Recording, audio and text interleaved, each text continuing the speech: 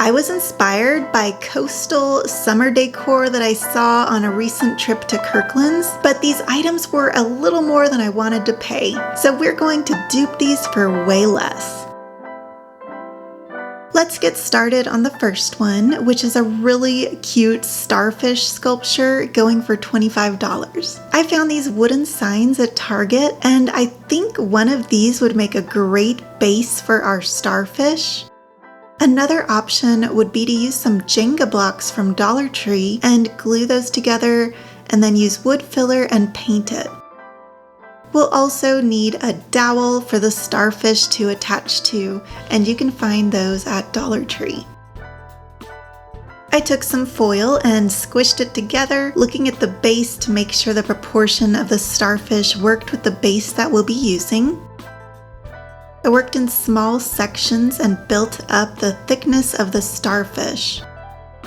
We want this foil to be our template for the clay, and it will help us use less clay and also help this be more lightweight instead of having the entire starfish made out of clay. Bonus is that it will dry quicker too.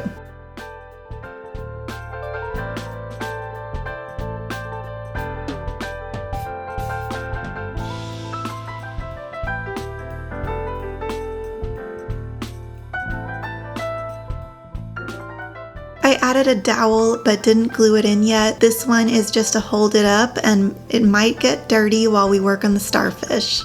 I will paint another one black and then switch them out at the end.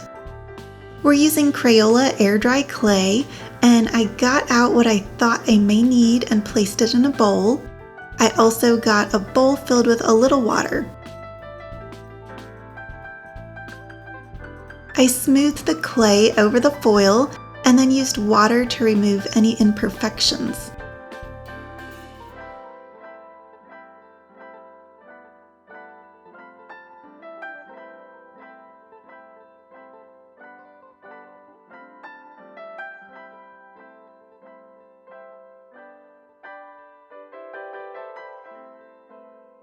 I took a mechanical pencil for adding the divots because I could have the lead out for thinner holes or push the lead in and use the tip of the pencil for a thicker hole.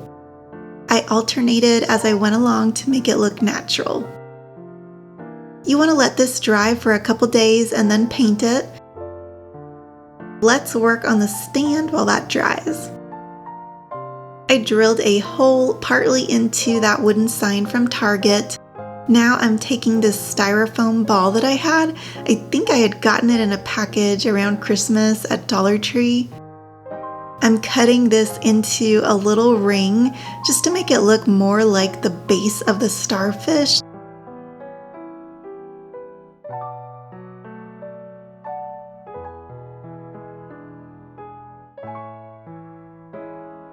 Now we'll mix up some brown and gray paint and do a couple coats on the base.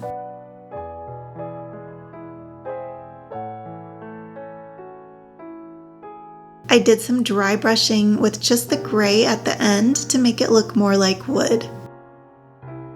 I gave the starfish a coat of white paint and then attached it to the black dowel with a little glue.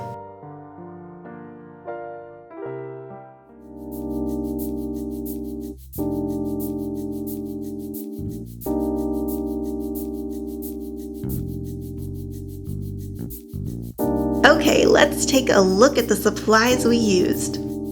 And here is the comparison of mine to the Kirklands one. What do you guys think?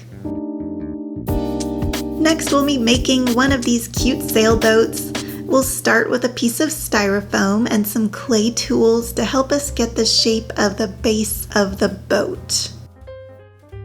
Today, I'm joining in the Heidi Sonboul DIY challenge. Heidi does amazing crafts on her channel, so definitely check her out, and also check out the playlist, which will have lots of summer DIY inspiration all in one place. Oh, and if there is a certain home decor store that you like and you want to see me make copies of their items, leave me a comment below. I tend to do Pottery Barn and Kirklands a lot, but there are also stores like Z Gallery, Ballard Designs, Crate and Barrel. So if you have a favorite, leave it in the comment section below. I have a Pottery Barn inspired bedroom makeover coming up. I'll probably have that done in the next month or two. That room will have a coastal Hamptons vibe, so I think some of these pieces we're making today will go perfectly in there. Styrofoam is so messy, but it's a really easy way to sculpt the shape that you need. I'm taking this Dollar Tree hula skirt and I removed a few pieces to wrap the styrofoam. This will give the boat a wooden texture and look.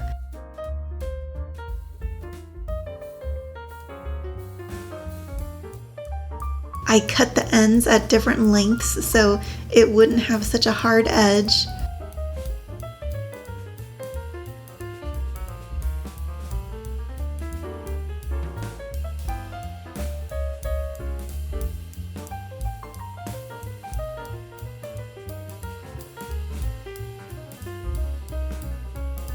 And then I realized I forgot to carve out the top of the sailboat, so I did that real quick.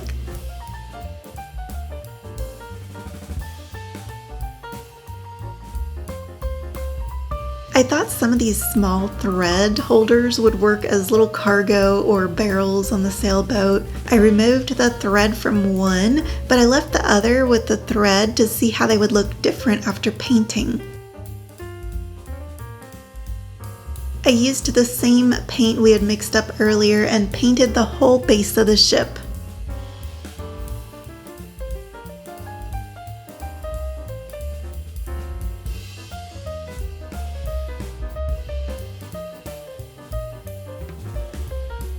For the sails, I measured how big I wanted them and then cut them out of foam core and attached to the dowel.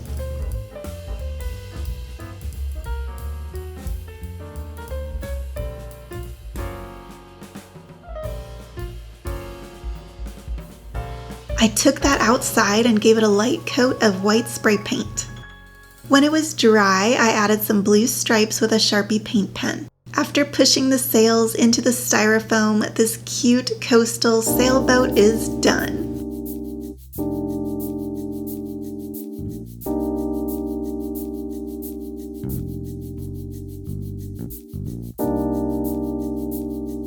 Here were the supplies we used.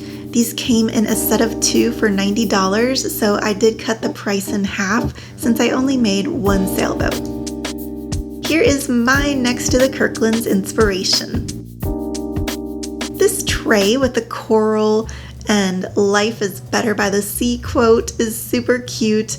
This one is $30, so let's see how cheap we can make our own version. This sign came from Target and it is really sturdy, so this will be the base for our tray.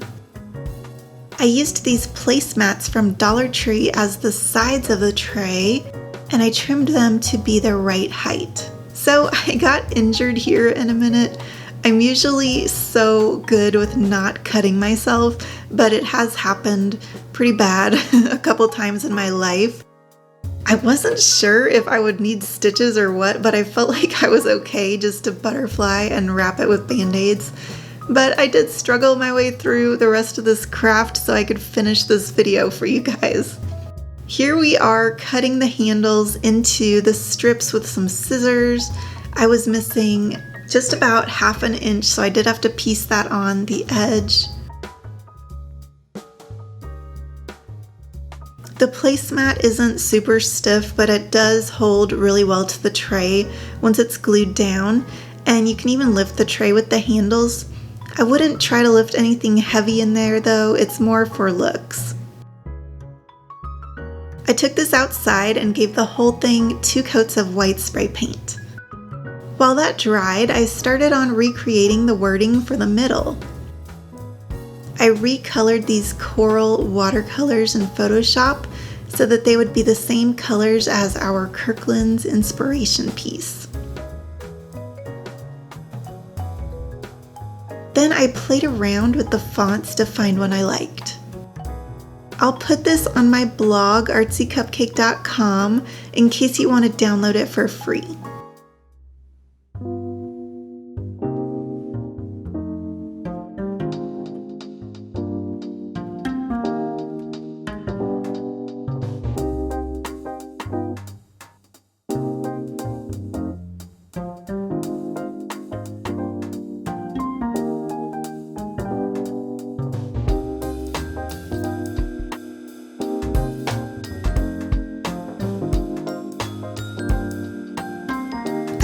really happy with how it came out, and I trimmed up the edges so when I glue it down it won't be so obvious where the edges are. This part doesn't have to be cut perfectly, you don't have to get around every single piece of coral, but just enough so it isn't a perfect circle.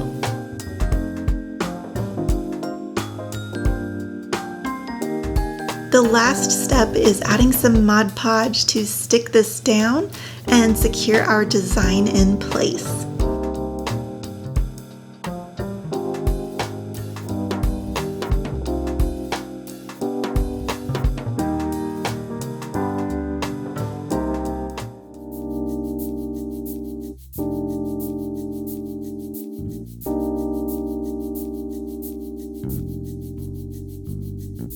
So here were the supplies we needed, and here is my version next to the Kirklands one. If you enjoyed this video, don't forget to subscribe for more home decor ideas every week. And that playlist will be linked in the description box for more summer DIYs. Thank you so much for watching, and I hope you have a creative day.